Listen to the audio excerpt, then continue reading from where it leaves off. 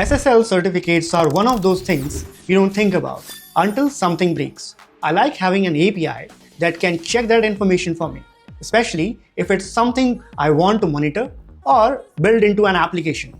Let's run a scan. I've already opened the Geekflare playground.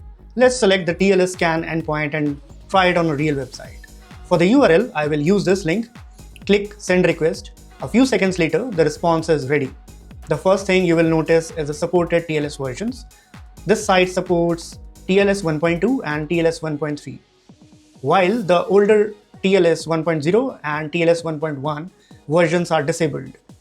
Scroll a little further and you will find the certificate details. You can see the common name, subject alternative names, the certificate issuer, and the expiration date. Since everything comes back as a structured JSON, it's easy to work with inside your own application. Now let's compare that with another website. This time I will scan this link. Notice the difference. Here, TLS 1.0, 1.1 and 1.2 are enabled, while TLS 1.3 isn't supported.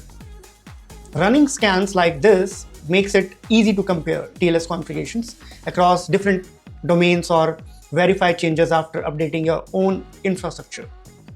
Once you are happy with the request, click Get Code. Geekflare generates code snippets in multiple programming languages, so you can copy the request straight into your project. From there, it's just another API call. Run it from your backend, a scheduled job, a serverless function, or wherever your application needs to validate certificate information, or keep an eye on TLS configurations. If you're working with AI tools, Geekflare also provides an MCP server.